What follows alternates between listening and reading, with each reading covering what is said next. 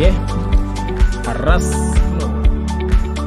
mata duree biraatiin walitti deebinee jirra. Saayinsii waliigalaa kan kutaa 8ffaa fi yaadannoo bareedaa gabaabaa qabannee ibsa isaatii wajjin isiniif qabadheetiin jira. Duratti assalaamu alaikum wa rahmatullaahi wa barakaatuh. Salaamtaa uwwituun koo bakka jirtanitti isin haa geessu isin jechaa mata dureen keenya kan arraan tanaa waa'ee qabee dhangala'oo safaruuti. How we can measure the liquids. Akkamiin measure godhuu dandeenya? Measure akkamitti godhuu dandeenya kan jedhu. Qabee dhangala'oo akkamitti safaruu akka dandeenyu kan jedhudha. Jennee itti fufna gaa. Haga boqonnaa lama xumura boqonnaa lamaatti nu hordofan yaada kooti jechuudha. Asitti qabee dhangala'oo safaruu jedha. Qabeen wantoota dhangala'oo, wantoota jajjaboo, wantoota gaazii ta'an fakkeenya ni jira. Qabeen wantoota dhangala'oo of keessa qabatee jiru safaruu akkamitti safarama kan jedhu. Fakkeenya dhangala'oowwan boca murtaa'e hin qaban. Garuu meeshaa safaraa isaan baatu qabaata. Qabeen isaa jechuudha. Meeshaan qabee dhangala'oo safaruuf gargaaru maal jedhama jennaan? Silindarii safaraa jedhama. Meeshaan qabee dhangala'oo safaruuf gargaaru silindarii safaraa jennaan. Asitti boca murtaawaa hin qaban jedha. Een qaban. Boca murtaawaa qabaachuu jechuun boca silindarii, boca geengoo, boca iskeerii, boca reektaangalii, boca jennee dubbachuu dandeenyu bishaan yookiin zeetni qabaachuu ni danda'a yoo jenne qabaachuu hin danda'u. Dhangala'oodha lafarra yaa'uu danda'a waan ta'eef. Bocni inni qabu maali? Boca wanta keessa gadi naqamee jiruuti. Fakkeenyaaf wanta boca geengoo qabu tokko yoo neene bocni isaa dhangala'oon suni bocuma san qabatee ta'a. Fakkeenya fuunee waan bocni isaa iskeerii qabu tokkotti yoo neene bishaanichi bocuma wanta iskeerii san guutee yeroo taa'u boca iskeerii san qabaa jechuudha. Kanaaf dhangala'oon boca murtaa'aa mataa isaa kan ittiin ibsamu hin qabu. Kana asirraa hubannaa jechuudha. Garuu ammoo boca meeshaa safaraa keessatti baatamee jiru san ni qabaata jechuudha. Boca meeshaa sanii.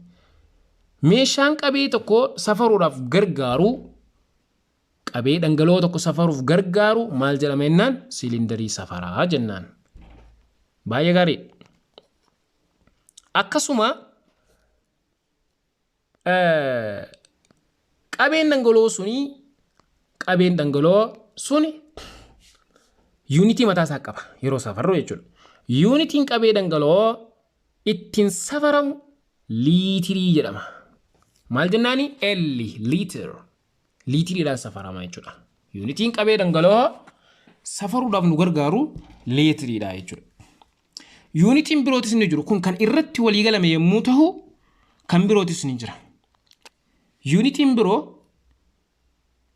maal jechuu ni dandeenya? Yuunitoonni biroo cube decimeter cube, centimeter cube, millilitira fi kan kana fakkaatan wantoota dhangala'ootaan safaruudhaaf ni fayyada jechuudha.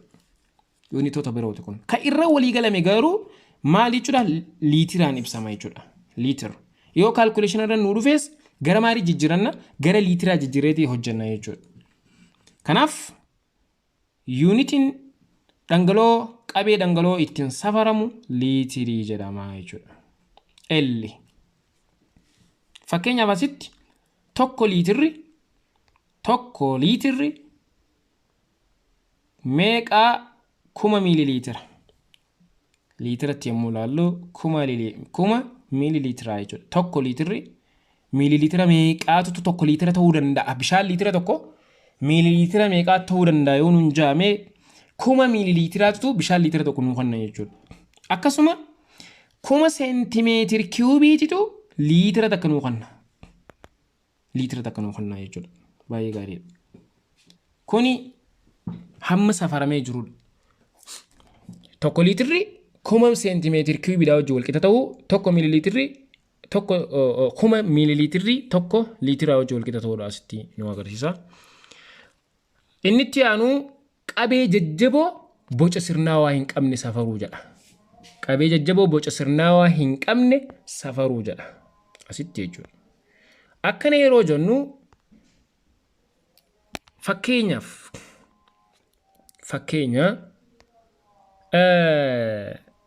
wanta qabeen isaa 10 miililiitira ta'e tokko meeqaa wajjin akka inni walqixa ta'e laaluudhaaf fakkeenya asitti tokko meetir kiubiin meeqaa miilimeetira wajjin walqixa 10 paaworii 9 meetir miilimeetira wajjin walqixa yoo ta'e isa kennamaasii kana jechuudha yoo ta'e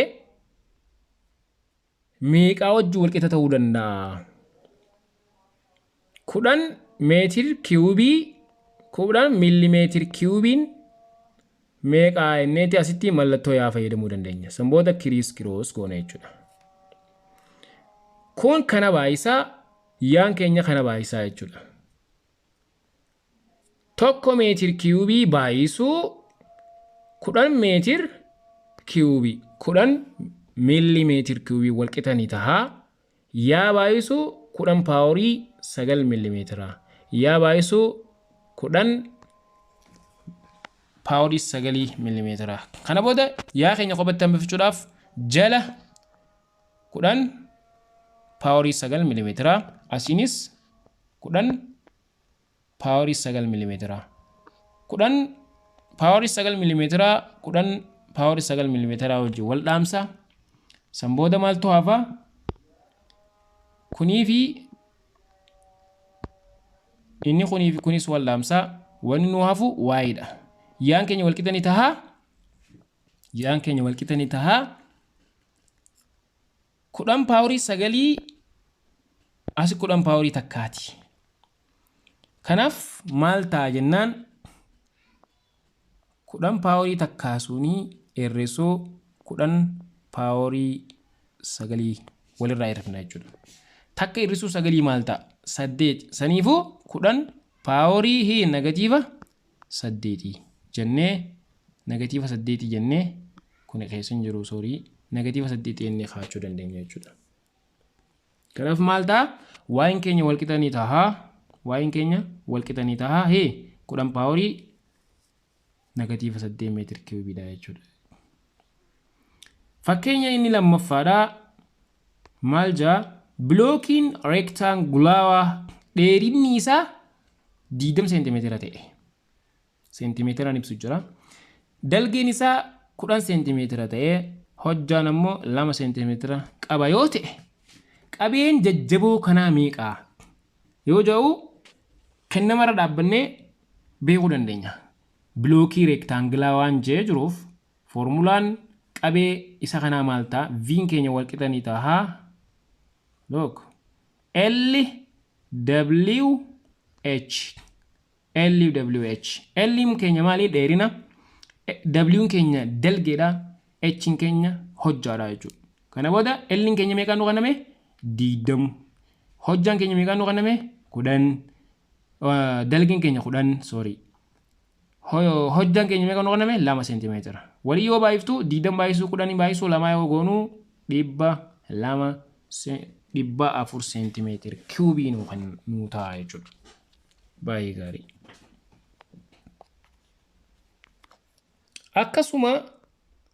Akkasuma waa'ee rukina wantoota safaruu. Waa'ee rukina wantoota yeroo safarru rukina jechuun maali? Rukina jechuun qaamolee fiizikaalaa safartamoo ta'ee hanga yookiin ulfaatina waan tokkoo fuunee qabee isaatiif yoo hirru kan argamutu rukina jedhama. Rukinni wanti tokko maal irraa akka tolfame beekuufillee nama ni gargaara jedha. Rukina waan tokko yeroo barru jechuudha. Maal irraa akka inni tolfame illee beekuu ni dandeenya. Akkasuma rukinni hanga qabee yuunitii tokko keessatti argamudha. Rukinni yookiin hanga qabee yuunitiin tokko keessatti argamudha. Maaliif ulfaatina fuunee qabeedhaaf hirra waan ta'eef hanga qabee yuunitii tokko keessatti argamuutitu rukina jedhama. Ulfaatina wayii ka hanga wanti sun keessatti argamu tutu maal jedhama rukina jennaan. Asitti akkasuma kunis reeshoo hangaa fi qabee agarsiisa. Reeshoo hangaa fi qabee jechuudha. Iddo bu'een rukinaa maalii? Paadha. Iddo bu'een rukinaa P'dha. Asitti rukinni walqixanii ta'a. Rukinni walqixanii ta'a hanga irra qabee jedha. Rukinni P'dha. Hangi immoo maadha? Qabeen V'dha. Formulaa dhaabbataa jechuudha kun. Formulaa dhaabbataadha. Yoonii fi qubeedhaan bakka buufnu kun kanuma asitti agarraa jirtan. P walqixanii ta'a M over V. Density is equal to given mass over what? Mole given mass erra volume seenuun sun jechuudha. Qabeessa xiqqaa jechuudha. Qabeessa jechuudha. Asitti unity waltawaa rukinaa maali? What is the main SI units of density? SI unity waltawaa beekamaan rukinaa maali jennaan unity inni ittiin kaa'amu kiloogiraam irra meetir kiubiidha jechuudha. Kiloogiraam irra meetir kiubiidha. Garuu unitoonni biroo kan rukina ibsan ni jiru. Gara kana jijjiiree keenya immoo. Fakkeenya giraam irra meetir kiubii, giraam irra seentimeetir kiubii faan ni jiru. Kuni maali? Unitota birooti jechuudha. Others unitota other unity jechuudha. Unitota kanneen biroo kan rukina ittiin safaruu gargaaru. Garuu unity waltaa SI unitiin rukinaa maali? Yoon hunjaame unity waltawaan irra walii galame saayintistoonni kiloogiraam irra meetir kiubiidha jechuudha. Kiloogiraam irra meetir kiub. Fakkeenya tokko yoo ilaallu asitti fakkeenya tokko yoo ilaalle tokko kiiloo giraam irra meetir kiubii gara giraam irra meetir kiubiitti jijjiiri yoon hin jedhe gara jalaa kan jiru meetir kiubii jedha. No matter kun jiraanna rakkoon qabu. Amma kiloogiraama gara giraamatti jijjiiruudha amma kaayyoon jiru. Deebisaan isaa tokko kiloogiraamni giraamatti meeqaa? Tokko kiloogiraamni giraama meeqa? Jenne laalla. Tokko kiloogiraamni kuma giraama yoo ta'e unitii isaa gisee unitii yeroo jijjiiru maal ta'a? Tokko kiiloo. Kanaafuu maal ta'a? Tokko kiloogiraam irra meetir kiubii walqixanii ta'a. Kuma giraam irra meetir kiubii ta'a jechuudha. Maaliif kuma waan ta'eef? Tokko kiloogiraamni walqixanii ta'a. Kuma giraamaa wajjin walqixa waan ta'eef daarektii tokko kiloogiraamni walqixanii ta'a. Tokko kiloogiraam irra meetir kiubii walqixanii ta'a. Kuma giraam irra meetir kiubii jennee akkasii fudhannaa jechuudha. Good. Akkasuma waa'ee humna safaruuti. Waa'ee humna safaruu. Humni gocha dhiibuu yookiin harkisuu qaama tokko irratti dalagaa'uuti. Fakkeenyaaf konkolaataan tokko yoo libbo'ee ergasii kufe humni nuti chira dalageessinu konkolaataa kufe san ittiin ol kaasnu harkifne yeroo ol kaasnu maaliin gur jira? Maaltu chira dalagu? Makiinaa kufe kanarratti maaltu dalagu jira? Humna jechuudha. Kanaaf humna jechuun gocha dhiibuu. Makiinaan tokko yoo niifi deemuu dide gaaza fixatee benziila fixatee yoo deemuu dide iddoon taane yoo dhaabbate dhiibne karaarraa yoo achi baasnu maaliif fayyadamu jira jechuudha? Power humna fayyadamu jira jechuudha. Kanaaf humni gocha waa dhiibuu yookiin harkisuu qaama tokko irratti dalagaa'uuti jechuudha. Humni sababa maaliitiin uumama? Sababa uumama sochiiti. Sochii waa hundaa ta'uu danda'a. Humnaani waa sochoofna. Sochiin keenyas humnaani jechuudha. Kanaaf humni sababa uumamuu sochii hundaati. Meeshaan ammayyaa humna safaruudhaaf gargaaru, meeshaan ammayyaa humna safaruuf gargaaru, humna safaruudhaaf nu fayyadu maal jedhama? Newton meetira jedhama jechuudha. NM Newton meetir jennaan. Unity waltawaa humnaa maali? Unity waltawaa humnaa maal jedhama? Force dha jechuudha. N Newton jennaan N dha jechuudha. Unity waltawaa force maal jennaani? N dha jechuudha. Akkasuma tokko Newtoniin meeqa wajjin wal qixa ta'a? Akkuma agarraa jirtan tokko Newtoniin tokko kiloogiraam meetir per second square dha wajjin wal qixa. Tokko Newtoniin tokko kiloogiraam meetir per second square wajjin wal qixa jechuudha. Kennamaa keessatti illee 5 kilogram meetir 5 kilogram jeenuu fiduu danda'a. Fakkeenya jechuudha. Gara niwutoonii deebisinu njee 5 kilogram meetir per second square in newton meetir idatti meeqata jeenu gaafachuu danda'a. 5 kilogram meetir per second square in newton meetir idatti meeqata jedhee nu gaafachuu danda'a. Hoggus tokko niwutooniin tokko kilogram meetir per second square dha wajjin wal qixa yoo ta'e 5 kilogram meetir per second square in newton idatti meeqata jennee hojjechuu dandeenya jechuudha. Kanaaf wanni nuti beekuu qabnu tokko niwutoonii wal qixne ta'a meeqa wajjin wal qixa jechuu beekuu qabna. Just tokko niwutoon tokko kilogram meetir per second square dha wajjin wal qixa jechuu beekuu qabna jechuudha. Qabraa waa'ee barreeffama saayinsawaati. Barreeffama saayinsawaa jechuun lakkoofsa akka fakkeenya barreeffamni saayinsawaan lakkoofsa akka maaliif barreeffamudha? Akka kana barreeffamu jechuudha. A baay'isuu 10 paawuriinaa. A baay'isuu 10 paawuriinaatti barreeffamudha. Lakkoofsi bifa kanaan barreeffamu lakkoofsa saayinsawaa jedhama. As keessatti qubeen A maali? Qubeen A lakkoofsa takka hanga 10 bakka bu'a. Qubeen naa immoo qubeen naa suni lakkoofsa intiijeriiti. Lakkoofsa intiijerii jechuun bakka san irratti 0 dhaa ka'ee takka 2 3 4 5 6 jee bakka bu'uu danda'a. Lakkoofsi 0 takka 4 5 6 jennee bakka buusuu dandeenya. Akkasuma 0 gad lakkoofsa jiran negatiiva takka bakka naa buusuun ni danda'ama.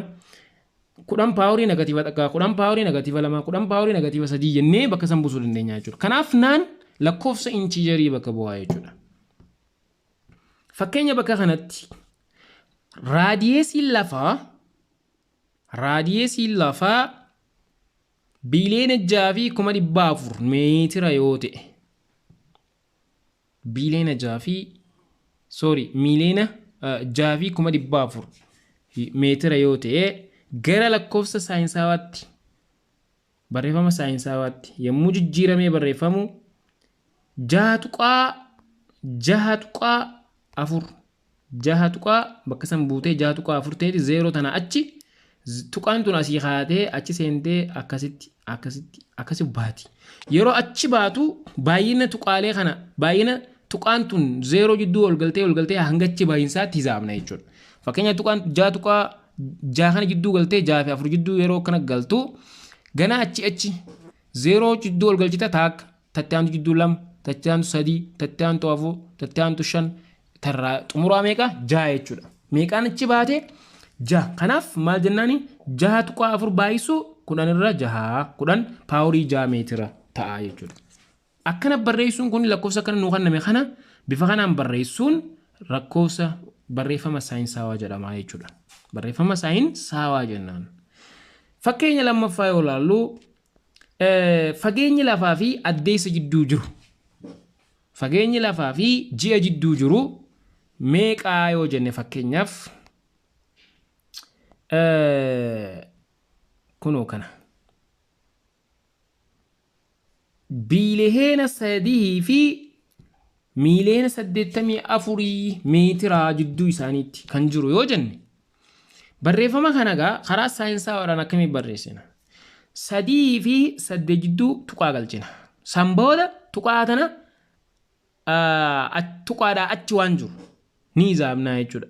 Tuqaa wajji as taakka as 2 3 4 jidduu 5 6 7 8 baate jechuudha. Kanaaf tuqaan tun tuqaadhaa achi meeqa digitii meeqaa jira 8 jira jechuudha. Kanaaf maal goona 3.84 baay'isuu 10 baay'inni isii meeqa turte 8 waan ta'eef 10 paawurii 8 ta'a meetira ta'a innee barreeffama saayinsaadhaan akkana barreessine keenya jechuudha. Baay'ee gaarii. Inni itti aanu waa'ee maxxantuuti. Waa'ee maxxantuu yeroo maqaa moggaasnuuti. Maxxantuu duraa jedha. Maali maxxantuu jechuun? Maxxantuu duraa jechuun idda bu'ee lakkoofsa aangoo 10 yuunitii dura dhufuun lakkoofsota baay'ee guddaa yookiin xiqqaa ta'e mala salphisanii barreessuuf nu tajaajiludha. Fakkeenyaaf maxxantuu duraa yeroo jennu yoo paaworii 10 qabaate. Fakkeenyaaf lakkoofsa wayii tokko safarree baay'ina lafaa tokko safarreeti fageenya handhuura lafaarraa hanga jennee ardii wayii tokko jidduu jiru yoo safarru lakkoofsni nuti argachuu dandeenyu tarii akkanaa kana ta'uu danda'a. Kam isa paaworiidhaan ibsamu kana jechuudha. Lakkoofsonni 10 paaworii 12 10 paaworii 9 10 paaworii 6 huni aangoo 10 jedhama. Maxxantuu duraa jechuun maqaa isaa kanaati. Maqaa paaworoota lakkoofsa qaban kanaati iddoo beedhaa wajjin.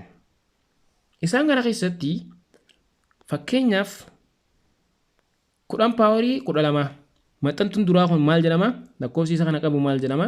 Piikoo. P jennaani 10 paaworii 9 naanoo n dha. 10 paaworii negatiiva 6 maayikroodha. 10 paaworii negatiiva 3 miilii jedhama. 10 paaworii negatiiva takka deesii jedhama. 10 paaworii takka deekkaa jedhama. 10 paaworii 2 hektoo jedhama. 10 paaworii 3 kiiloo jennaan. 10 paaworii 6 meegaa jennaan. 10 paaworii 9 giigaa jennaan. 10 paaworii 12 teeraa jennaan. Kuni maxxantuuwwani jechuudha. Maqaa fi maxxantuu duraa fi iddoo bu'eewwanii jechuudha. Fakkeenya inni biraa asumatti isa kana ibsuudhaaf raadiyeesiin lafaa jedhe ilaalama asitti. Raadiyeesiin lafaa walqixanii tahaa miiliheena 6,400 meetira yoo ta'e raadiyeesiin lafaa jechuudha. Handhuura lafaarraa hanga maddiitti kiristichi bootti jechuudha. Asitti lafti bifa boca kanaatiin argamti. Asirraa kaanee achi yeroo kanatti baanu. Raadiyeesiin lafaa R inni jennuun kun jechuudha.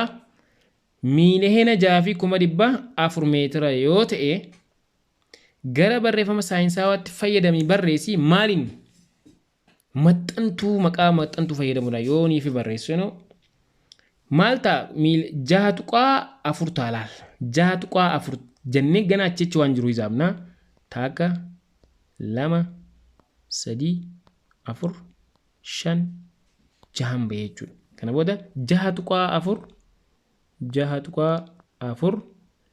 baay'isuu 10 the power of what? 10 the power of 10 paaworii 6 meetira ta'a.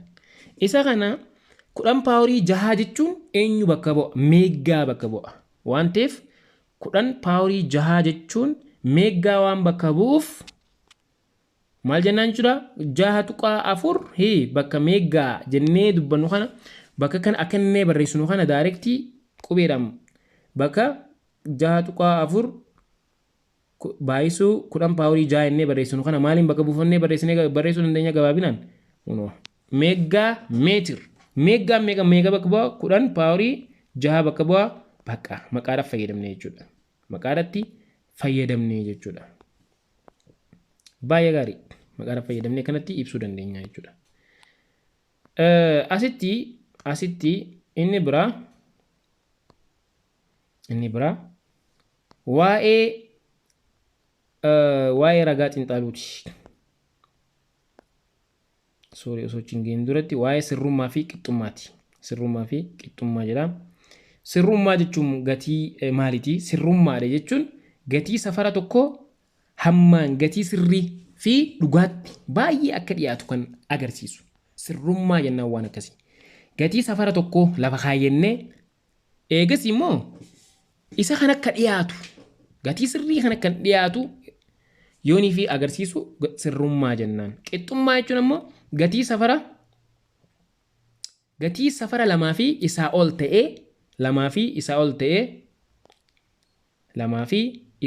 ta'ee irra deddeebiidhaan gatii walitti dhiyaatu yoo safaran qixxummaa jennaan. Fakkeenya minjaala yookiin teessoon tokko minjaalli tokko hangam takka bal'ina qaba? Takka 5 meetira dheerata dalga jechuudha. Barattoonni garee sadiin yeroo afur gisee safaran garee takkaffaa garee lammaffaa garee sadaffaadhaan yeroo afur yeroo irra deddeebi'uudhaan safaran gatii armaan gadii kan argatanii jiru. Gareen takkaffaadhaa minjaalli gatiin wanti safarri isaa inni sirrii takka 5 meetira ka sirrii tokko isaan hin beekan garuu. Barsiisaan akka hojii dareetti itti kanne hojii manaatti itti kanne safaraadhaa jeen.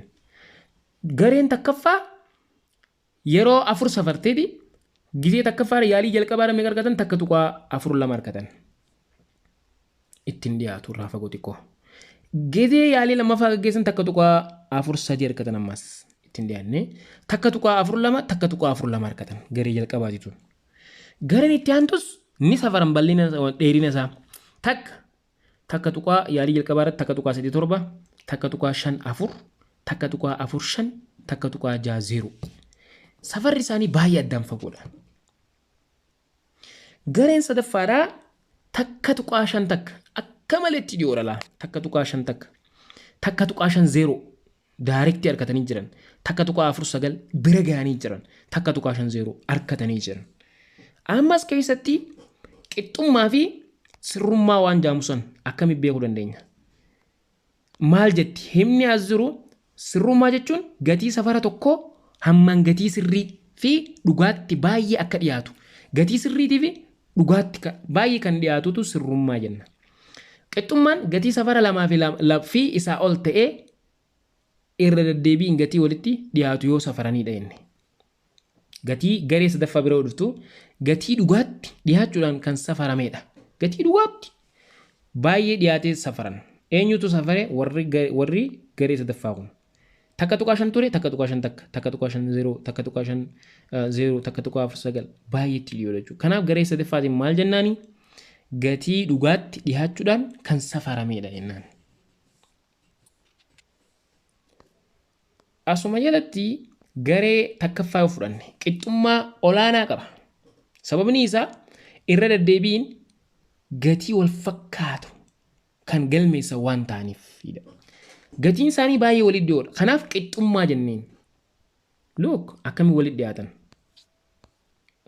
Takka tuqaa 4 2 takka tuqaa 4 3 takka tuqaa 4 4 2 takka tuqaa 4 2 gatiin isaanii akka malee walitti dhiyoodha. Qixxummaa olaanaa qaban jennaan. Qixxummaa olaanaa qaban.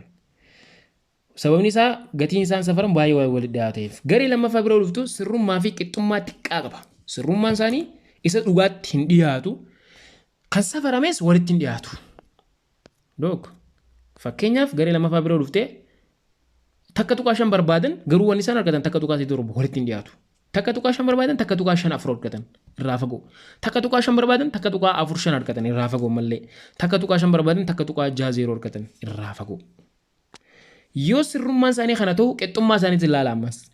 Takka tuqaa 3 7 jala as takka tuqaa 5 4 addaan fagoo jechuudha. Kunii fi kunuu adda fagoo. Takka tuqaa 5 4 fi takka tuqaa 4 5 adda fagoo. Kunii fi kunis adda fagoo. Akkasuma takka tuqaa 4 5 fi takka tuqaa 6 0 adda fagoodha jechuudha. Kuni maali? Qixxummaan isaaniitis wanni isaan safaranis addaan fagoodha.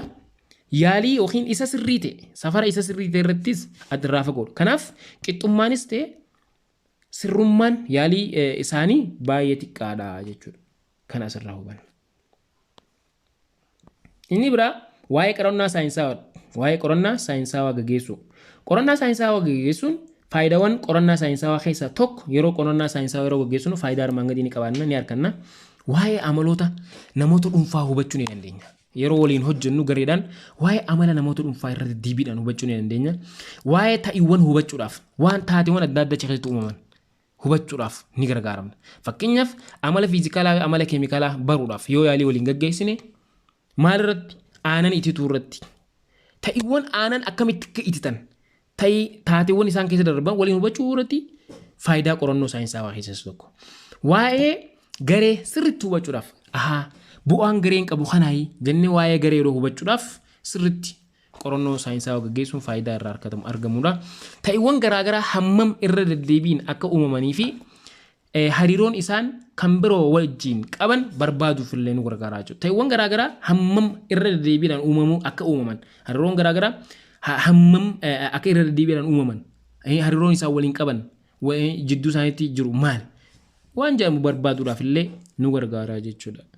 Akkasuma kabira yaadarimeewwan hariiroowwan akkasuma duudhaawwanii fi seerota uumamaa kan kana fakkaatan hubachuuf illee nu fayyada jechuudha. Maal yaalii qorannoo waa'ee faayidaawwan qorannoo gaggeessuudha jechuudha hundi.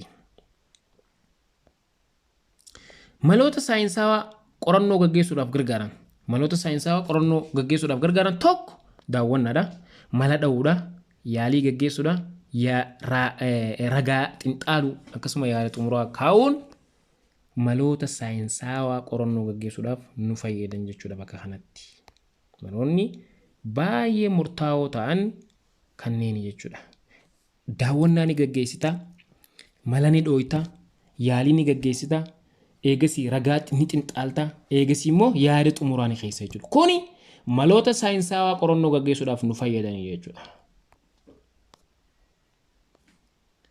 maali qorannoo jechuun maali yookiin daawwannaa jechuun maali daawwannaan adeemsa qaama miiraa keenyaan ilaaluudhaan tuquudhaan dhandhamuudhaan dhaggeeffachuu fi urgeeffachuun waa'ee naannoo keenyaa odeeffannoo ittiin argannuutitu daawwannaa jedhama jechuudha fakkeenyaaf maaltu rooba uumaa gaafii jedhuuf daawwannaa gaggeessuu keessatti waa'ee naannoo keenyaa haala qilleensaa naannoo keenyatti akkamitti uumamaa jira roobni maaltu rooba uumuu jira akkaataan roobaa maal fakkaata rooba gahaa argachaa jira moo rooba gahaa argachaa hin jiru waan jiru qorannoo yeroo gaggeessinu durarratti daawwannaadha jechuudha itti aanee mala dha'uudha maali mala dha'uudha jechuun mala dha'uun mala saayintistoonni yookiin warri waa qoratu sun jechuudha mala saayintistoonni furmaata yookiin ibsa gaafii gaafatameef odeeffannoo daawwannaan guurame irratti hundaa'uun yeroodhaaf kennamuutu mala dha'uu jedhama gaafiin kaa'amuu fakkeenyaaf asitti biqiltoonni ifa aduu sirriitti argatan kanneen ifa aduu sirriitti hin arganne caalaa saffisaan guddatu jedha asitti waan kana maalirra dhaabbataniiti yaada kana kaayan isaan daawwannaa gaggeeffameerra dhaabbataniiti daawwannaa gaggeeffameerratti ni ilaalan ni tuttuqan dhandhamanii ni ilaalan urgeeffachuudhaan ni ilaalan dhaggeeffachuunis ni ilaalan san booda mala dha'uu jechuun waa'ee waan tokko yaada wayii ni kaa'u jechuudha fakkeenyaaf biqiltoonni ifa aduu sirriitti argatan kanneen ifa aduu sirriitti hin arganne caalaa saffisaan guddatu jedha akkami kan jedhu yaalii daawwannaa erga gaggeessanii jechuudha fakkeenyaaf biqiltoonni ifa aduu sirriitti argatan jechuun wal nyaatinsi isaan keessa ni gaggeeffama baala biqiltootaa keessatti adeemsa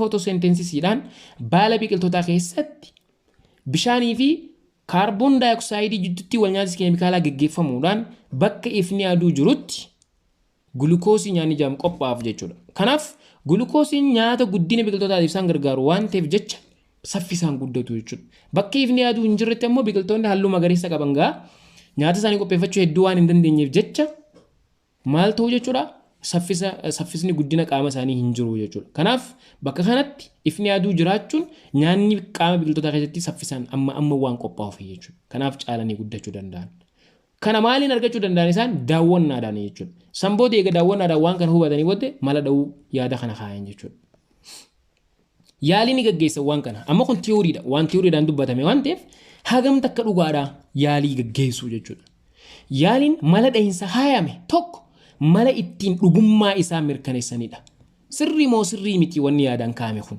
jedhanii adeemsi ittiin mirkaneessan yaalii gaggeessuu jechuudha yaaliin mala tartiiba yookiin qajeeltoo murtaa'e hordofuudhaan dalagamuudha isteeppii tokkoffaa proseejiraan akkaataa raawwii yaaliin ittiin gaggeeffamu tartiiba tokkoffaa lammaffaa sadaffaa afuraffaa jedhee wanta inni itti si ajaju tokkoffaa waan dalaguu qabdu lammaffaa waan dalaguu qabdu sadaffaa waan dalaguu qabdu qajeeltoo isaa tartiibaan eeggattee yeroo dalaydu yaaliin gaggeeffamaa jechuudha baay'ee gaarii as jalatti ka itti aanu maali waa'ee ragaa xinxaaluu fi yaada xumuraa kaa'udha erga yaaliin gaggeeffamee mirkaneeffamee booddee yaadni kaa'ame sun erga mirkaneeffamee booddee yaalii gaggeeffamee ragaa xinxaaluudha gana ragaa kana bakka laalta sammooda yaada xumuraa keessa bakka saayintistoonni bakka kanatti mala dhahinsa kaayame irratti yaalii gaggeessuudhaan akkasumas daawwannaa hedduu erga gaggeessanii booda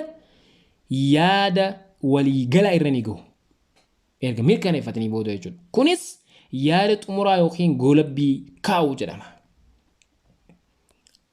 Yaada xumuraa yookiin goolabbii kaa'uu jedhama jechuudha. Suni maal jennaani ragaa xinxaaluu fi akkasumas yaada xumuraa akkanaa jettee jala murtee mirkaneessitee keessa jechuudha. Biqiltuun iddoo ifa yookiin ifaaduu gayaa arkatan biqiltoonni halluu magariisa ifa gayaa arkatan nyaata hedduu waan qopheeffataniif jecha biqiltoota ifaaduu hedduu arkachuu hin dandeenye caalaa ni guddatu jedhanii erga xinxaalanii booda yaada xumuraa ni kaa'u jechuudha. Kabiraa maali? Waa'ee naamusa ogummaati. Waa'ee naamusa ogummaati. Naamusa ogummaa kabajuun faayidaawwan armaan gadii qaba jedha. Naamusa ogummaa kabajuun faayidaawwan armaan gadii qaba. Isaanis tokko balaarraa nama ittisuudhaaf naamusa ogummaati. Balaarraa nama ittisuuf qorannaan gaggeessinu qorannaan nuti gaggeessinu fedhii dhuunfaa, fedhii garee, fedhii hawaasaa fi rakkoo hiikuu isaa mirkaneeffachuudhaaf ni gargaara jechuudha. Naamusa ogummaa qabaachuun qorannoo nuti gaggeessinu tokko nama dhuunfaatiif, fedhii gareedhaatiif, fedhii hawaasaatiif akkasuma rakkoo hiikuuf mirkaneeffannaa akka nuti mirkaneeffannaa gaggeessinuuf nu gargaara jechuudha. Akkasuma naamusa ogummaa qabaachuun argannoon keenya nama biratti, hawaasa biratti, ummata biratti amanamummaa fi fudhatamummaa ol aanaa akka inni qabaatu nuuf taasisa jechuudha. Naamusa ogummaa hin qabnu taanaan yaaliin nuti gaggeessine suni amanamummaa hin qabu. Naamusa gaarii hin qabnu taanaan, naamusa ogummaa hin qabnu taanaan fudhatamummaa hawaasa birattis hin qabu. Kanaaf naamusa ogummaa qabaachuun waan kamiyyuu keessatti fudhatamummaa fi amanamummaa akka nuti qabaannu nu taasisa jechuudha. Kabiraa waa'ee naamusa qorannaa gaggeessuudhaaf barbaachisan muraasa. Qorannaa yeroo gaggeessinu naamusa nuti qabaachuu qabnu. Tokko amanamummaa qabaachuu qabna. Yeroo qorannaa gaggeessinu amanamummaa qabaachuu qabna. Kaayyoodhaaf hojjechuu qabna. Waliin hojjechuu qabna. Nama tokko taa'anii kophaa hojjechuu miti otoo hin taane waliin hojjechuutu nurraa eegama. Akkasuma of eeggannoodhaan dalaguutu nurraa eegama. Iftoomina qabaachuu nurraa eegama waan hojjennu keessatti of eeggannoo namaa fi beeyladootaaf illee taasisuutu nurraa barbaachisa jechuudha.